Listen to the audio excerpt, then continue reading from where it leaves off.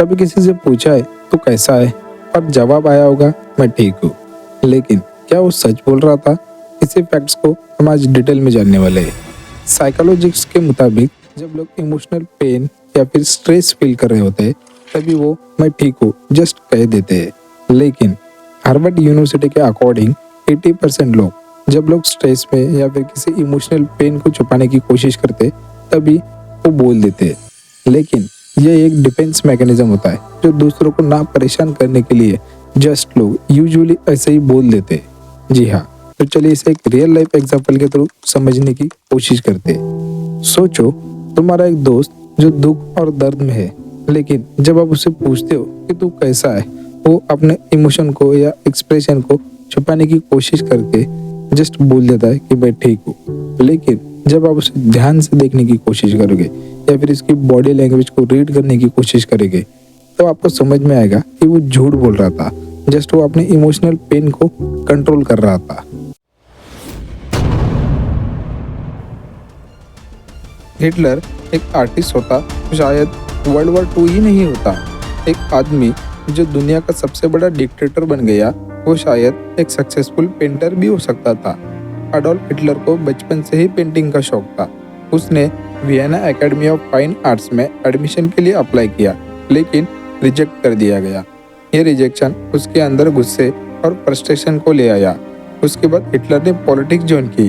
धीरे धीरे एक डेंजरस डिक्टेटर बन गया। हिटलर की बहुत सारी पेंटिंग आज भी एग्जिस्ट करती है, लेकिन उसका आर्ट वर्क एवरेज था। अगर वो एक सक्सेसफुल आर्टिस्ट बन जाता तो शायद जर्मनी का हिस्ट्री आज कुछ और ही होता। मिलियंस लोग मरने से बच जाते। एक छोटी सी रिजेक्शन से किसी इंसान का पूरा फ्यूचर ऐसे बदल सकता है ना गजब।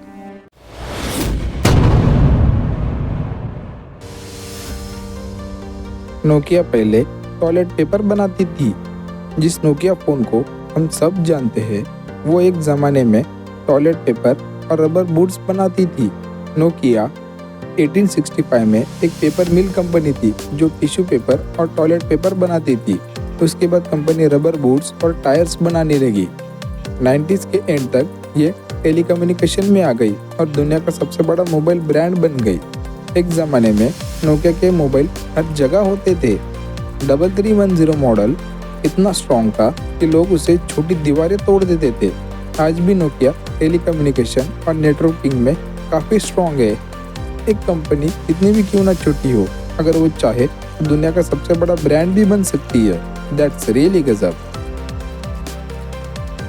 इस वीडियो को लाइक, शेयर एंड सब्सक्राइब जरूर कीजिए और हमें कमेंट में बताइए कि आपको इनमें से सबसे अच्छी फैक्ट्स कौन सी लगी। तो आने वाली सारे वीडियोस के अपडेट्स के लिए इस बेल वाले आइकॉन को भी ऑन कर लीजिए। तो चलिए अगले फैक्ट्स की तरफ।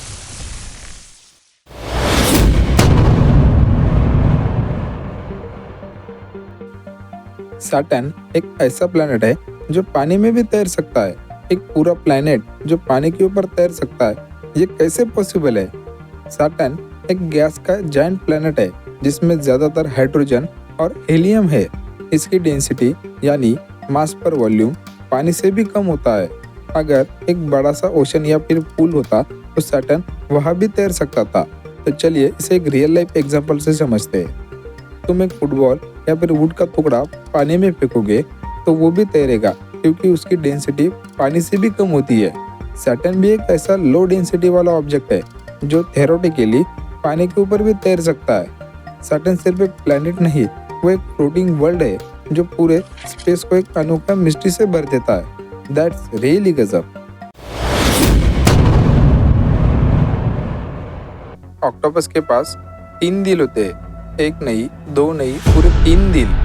ऑक्टोपस के 3 अलग अलग दिल होते हैं जो अलग अलग फंक्शंस को परफॉर्म करते हैं। एक बड़ा दिल पूरी बॉडी में ब्लड पंप करता है। 2 छोटे दिल ऑक्सीजनेट ब्लड दिल तक पहुंचाते हैं। जब ऑक्टोपस तैरता है तब उसका बड़ा दिल टेम्परेरी बंद हो जाता है।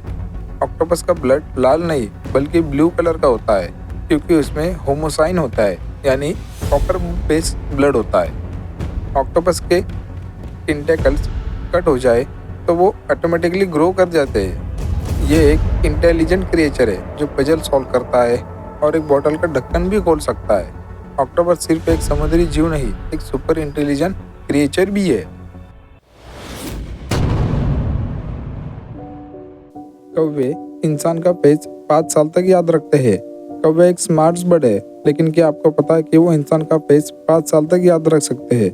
कौवे एक हाईली इंटेलिजेंट बर्ड है जो प्रॉब्लम सॉल्विंग स्किल रखता है। कौवे इंसान का फेस रिकॉग्नाइज करके उनकी मेमोरी बना के उन्हें अपने माइंड में 5 साल तक याद रख सकते हैं। अगर कौवे को कोई परेशान करे तो फ्यूचर में उन्हें याद रख सकता है ताकि उससे हमेशा के लिए बचा जा सके। साइंटिस्ट ने एक एक्सपेरिमेंट किया था। कौवे को मास्क पहने लोगों से डराने की कोशिश की ताकि कौवा डर जाए। फिर कौवे को आसमान में छोड़ दिया तो कौवे ने याद रखे जो मास्क वाले फेस पहने हुए लोग थे उनके ऊपर अटैक करने लगा। कौवे ग्रुप में भी इंफॉर्मेशन पास ऑन करते हैं ताकि ग्रुप में सारे लोग जितने भी कौवे हैं वो उनसे भी बच सके। कौवे एक स्मार्ट बर्ड नहीं बल्कि वो एक इंसान को उसकी पर्सनालिटी से पहचान सकता है। चूहे हंसते और गुदगुदी भी महसूस करते हैं। चूहे सिर्फ चुपके से चीजें चुराने के लिए नहीं बल्कि मजाक समझने के लिए भी मशहूर है। चूहे जब हंसते हैं तो एक स्पेशल फ्रीक्वेंसी में हंसते हैं जो सिर्फ मशीन डिटेक्ट कर सकती है। अगर उन्हें गुदगुदी की जाए तो वो उथल पुथल करने लगते हैं, बिल्कुल इंसानों की तरह रिएक्ट करते हैं। वो दोस्तों के साथ खेलना मजे लेना पसंद करते हैं। अगर कोई उनसे दूर हो जाए तो वो उदास भी हो जाते हैं। साइंटिस्ट ने देखा है छोटा चूहा अगर कोई मजे में जीत जाता है तो वो खुशी से उछल पुछल करने लगता है और हंसते हुए साउंड निकालता है।